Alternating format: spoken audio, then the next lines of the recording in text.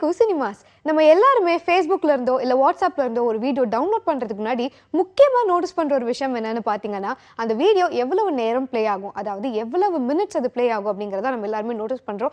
எதையுமே short and கிறிஸ்பாக சொன்னால் தான் நம்ம எல்லாருக்குமே பிடிக்குது. அதுவும் ஷார்ட் ஃபிலிம்ஸ்லேயும் பார்த்துக்கிட்டிங்கன்னா சொல்கிற கருத்துக்களை எவ்வளோ ஷார்ட் டைமில் சொல்கிறாங்களோ அவ்வளவு அந்த ஷார்ட் ஃபிலிமை நமக்கு ரொம்ப பிடிக்குதுன்னு சொல்லலாம். ஸோ அப்படிப்பட்ட ஷார்ட் ஃபிலிம்ஸ் தான் இன்றைக்கி நம்ம ஹைக்கூ சினிமாஸில் பார்க்க போகிறோம். வாங்க நிகழ்ச்சிக்கு போகலாம்.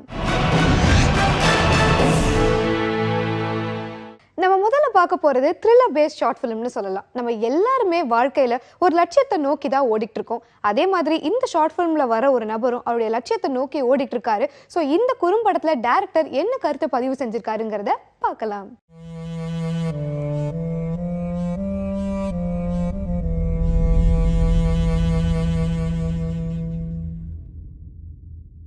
பார்வதி, உனக்கு ஒரு கதை சொல்லட்டுமா? ஒரு சின்ன கதை சொல்லிட்டா?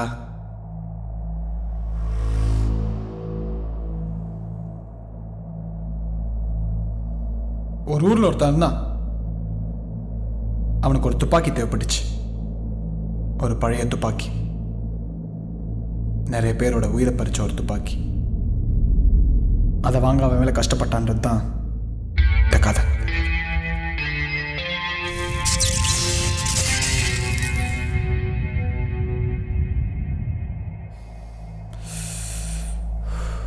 உனக்கு ஒரு விஷயம் தெரியுமா? இந்த உலகத்தில் கெட்டவங்களை கண்டுபிடிக்கிறது ரொம்ப ஈஸி. ஒரு ரோட்டில் ஒரே இடத்துல 3 மணி நேரம் ஒருத்தர் உட்காந்துருந்தா 10 பேர் அவன்கிட்ட வந்து பேசுவான். அந்த 10 பேரில் 9 பேர் சத்தியமாக கெட்டவன். ஏன் தெரியுமா? நல்லவங்களுக்கு உட்காந்துருக்கணும் பார்த்தா கெட்டவனோன்ற பயம். பட் அன்றைக்கு வரைக்கும் அவனுக்கு தெரியவே தெரியாது பாவம். அதனால திரும்ப திரும்ப அதே ரோட்டில் நடந்துட்டே.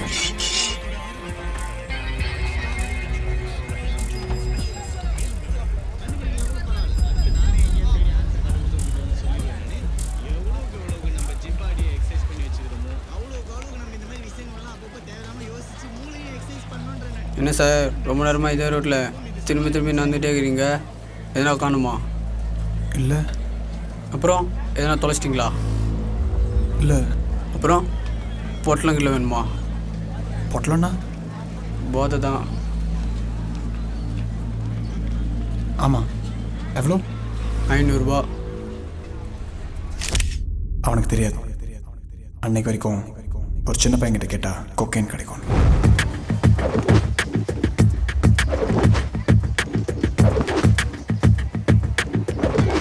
உன் பேர் என்ன? பொட்டலம் சார். பொட்டலமா? ஆமாம் சார், உங்களை மாதிரி ஆளுங்க வராங்க, பொட்டலம் வேணும்னு கேட்குறாங்க. இந்த மார்க்கெட்டில் யார்கிட்ட பொட்டலம் வேணுனாலும் என்கிட்ட தான் கூட்டாந்து விடுவாங்க. அதுதான் என் பேரை பொட்டலம்னு மாற்றிட்டேன்.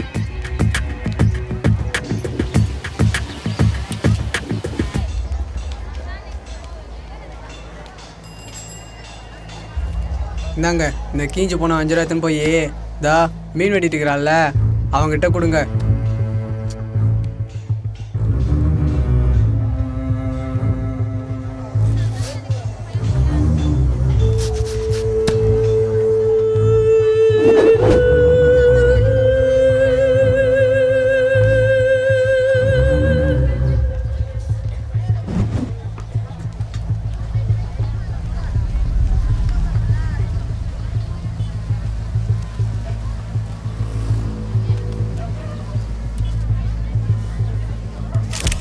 அவனுக்கு தெரியாது அன்னைக்கு வரைக்கும் ஃபிஷ் மார்க்கெட்டில் கொக்கைன் கிடைக்கும். ஊர் புதுசா சார்? ஆமாம் சார், இந்த ஊரில் உங்களுக்கு என்ன வேணாலும் என்கிட்ட கேளுங்க, நான் ஏற்பாடு பண்ணி தரேன். நமக்கு இந்த ஏரியாவில் எல்லா இடத்துலையும் ஆள் இருக்குது. எனக்கு ஒரு துப்பாக்கி கிடைக்குமா? உங்களுக்கு எதுக்கு சார் துப்பாக்கி? அதெல்லாம் உனக்கு எதுக்கு? உனக்கு எவ்வளோ காசு வேணும்னு சொல், நான் தரேன். யாரை பார்த்தா கிடைக்கும்னு சொல், அது போதும். நாளைக்கு சாயங்காலம் இதயத்துக்கு 4 மணிக்கு வாங்க.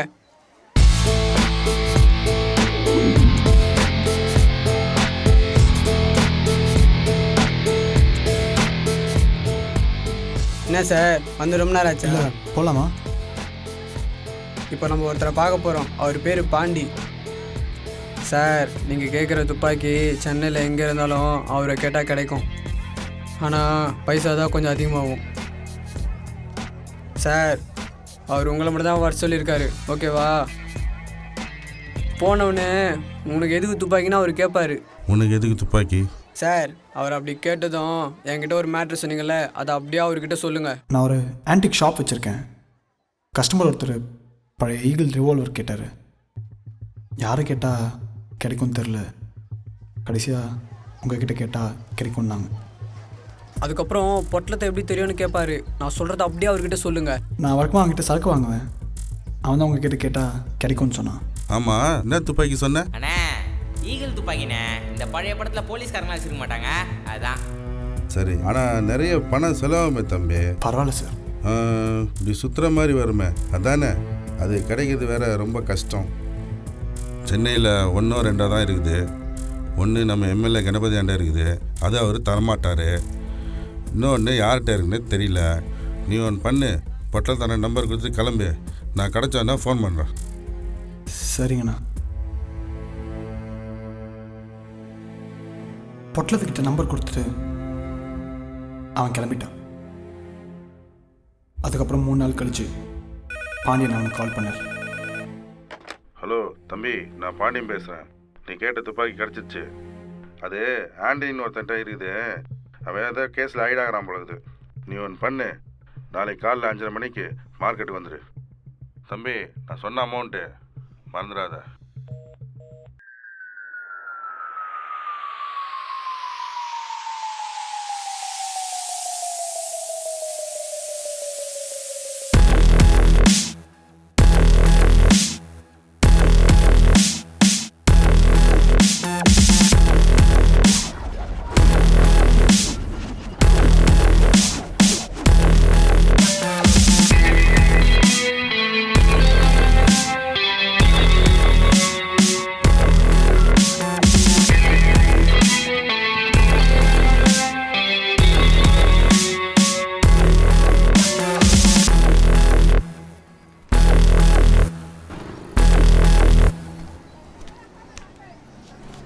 ஃபோன் வச்சுக்கிறீங்களா?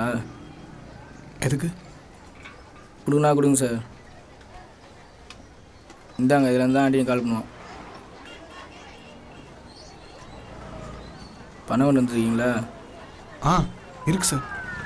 நேராக போ, ஒரு முட்டை கிடக்குது, அங்கே நில்லு.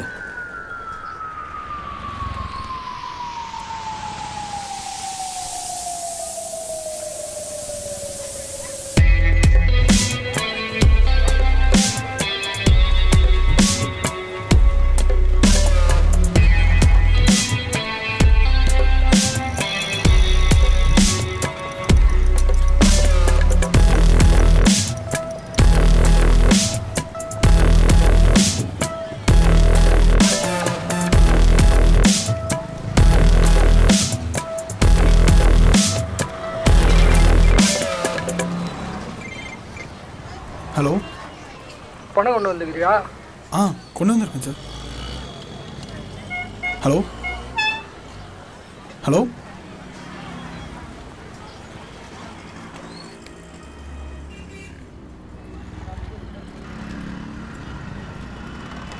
அந்த ஆட்டோவில் போய் ஏறு.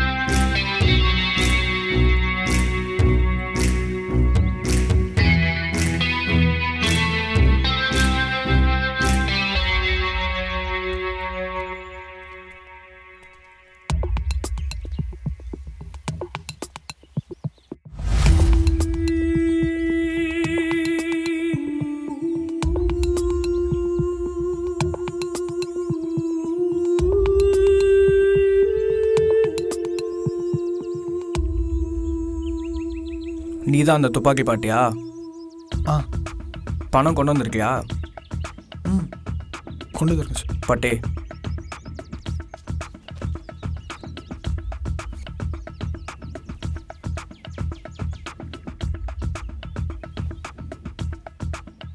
கட் ஆகுதுப்பா. வா.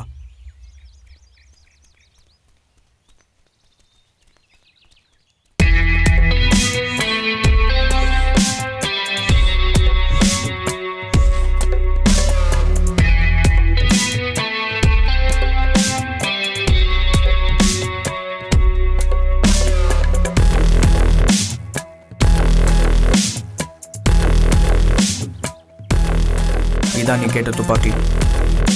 ஆ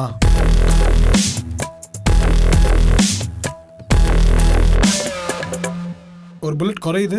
யூஸ் பண்ணிட்டேன்ப்பா. வேணா ஒரு 50 ரூபா குறைச்சிக்கலாம். சுடுமா? சுட்டுப்பார், சும்மா சுட்டுப்பார். எல்லாம் நம்ம ஏரியா தான்.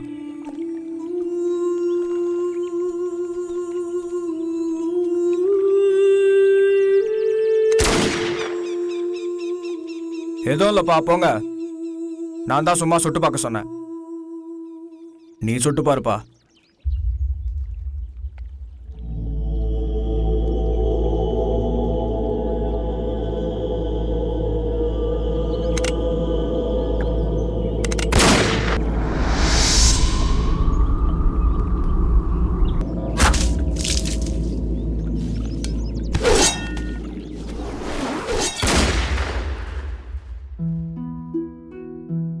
அவன் அந்த ஆண்டனியை ஷூட் பண்ணிட்டான். ஏன் சுட்டான்? ஏன்னா அவன் தேடினது அந்த துப்பாக்கியா இல்லை, அவனைத்தான். எந்த ஒரு செயலுக்கு பின்னாடியும் ஒரு காரணம் இருக்கும். ஆனால் அந்த காரணத்துக்கு பின்னாடி கொஞ்சம் வலியும் கொஞ்சம் வேதனையும் வரும். அந்த வலியும் வேதனையும் தான் பழிவாங்கல் உணர்ச்சி தூண்டுற catalyst. You know what is a catalyst?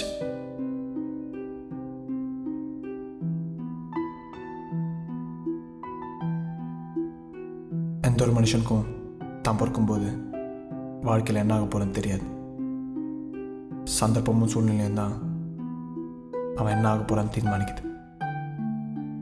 பாவம், அவனுக்கு தெரியாது அன்னைக்கு வரைக்கும் அவன் கொலைகாரன் ஆயிடுவான்.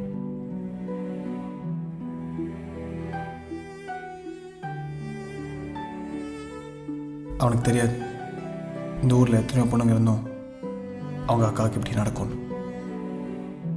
அவனுக்கு தெரியாது சந்தோஷமாக இந்த வாழ்க்கை ஒரு ராத்திரியில் இப்படி ஆகும்.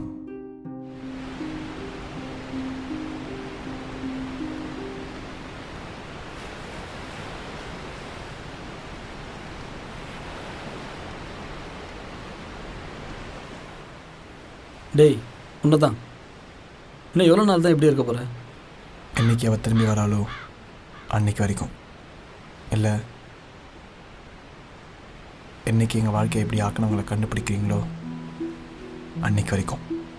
அவனை கண்டுபிடிக்கிறதுக்கான எல்லாமே விஷயம் நடந்துக்கிட்டு தானே இருக்கு. என்ன குணா, போலீஸ்கார மாதிரி பேசுறியா? குணா, நேற்று வரைக்கும் என் கூட ஒருத்தி இருந்தா, இப்போ அவ இல்லை. 22 வருஷமாக என் கூட ஒருத்தி இருந்தா, இப்போ பைத்தியக்கார மாதிரி பேசிட்டு உன் வாழ்க்கையை நீ அழிச்சிக்காத. எவனோ வந்து நம்ம வாழ்க்கையை அழிக்கிறதுக்கு நம்ம வாழ்க்கையை நாமளே அழிச்சிக்கலாம். உனக்கும் எனக்கும் மட்டும் புரிஞ்சா போதுமா? நமக்கு ஒரு பிரச்சனை வரப்போதான் அந்த வலி புரியுது. ஆனால் அதை செஞ்சவங்களுக்கு எப்போ புரியும்? புரியும்டா. அவன் ஷூட் பண்ண புல்லட் ஏதோ 9mm புல்லட் ஈகிள் ரிவால்வர். நீ கேட்ட இன்ஃபர்மேஷன்லாம் அந்த ஃபைலில் இருக்கு. சென்னையில் 2 துப்பாக்கி இருக்குது இந்த டைப்பில். ஒன்று எம்எல்ஏ கணபதி கிட்ட, இன்னொன்று 6 மாதத்துக்கு முன்னாடி தொலைஞ்சு போயிருக்கு. தொலைஞ்சு போனது தான் மேஜர் கிருஷ்ணனோட கன். அந்த மேஜர் எப்படி? அந்த மேஜர் 1 மாதத்துக்கு முன்னாடி ஆக்சிடெண்ட்டில் இறந்துட்டார். தொலைஞ்சு போன கன்னில் இருந்த பேட்ச் நம்பரும் அக்காவோட அட்டாப்சிலேருந்து எடுத்த பேட்ச் நம்பர் சேமாக இருக்குது. அதாவது கண்ணோட ஃபோட்டோ காப்பி. அந்த ஃபோட்டோ காப்பி வச்சு தான் அந்த கண்ணை தேடினான். அந்த கண்ணை கண்டுபிடிச்சான். அந்த கண்ணை வச்சிருந்தவனை சுட்டான்.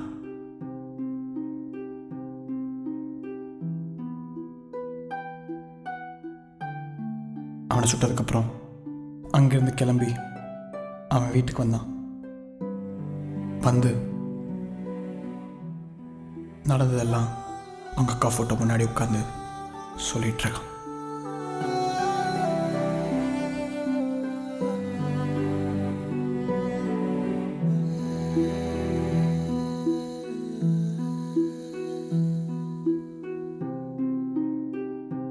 டு பி ஃப்ராங்க், நான் ஒருத்தனை சொல்கிற அளவுக்குலாம் தைரியசாலி கிடையாது, அது உனக்கே தெரியும்.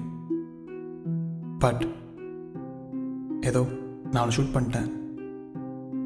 ஒரு மனுஷன் அவன் கையில் ஒரு வாட்டி துப்பாக்கி எடுத்துட்டானா, ஒன்று அவன் கொல்றதை கன்டினியூ பண்ண, இல்லை அதோட நிறுத்திக்கணும். ஏன்னா ஒருத்தன் முதல் தடவை துப்பாக்கி எடுத்து சுடும்போது அவன் பின்னாடி 5 துப்பாக்கி இருக்கும். அது அவனுக்கே தெரியாது. அதை நம்மளை கடைசி வரைக்கும் துரத்துக்கிட்டே இருக்கும். அதுலேருந்து நம்மளை காப்பாற்றிக்கணுன்னா திரும்பி அந்த 5 துப்பாக்கியும் சமாளிக்கணும், இல்லை நம்மளை நாமே அழிச்சிக்கணும்.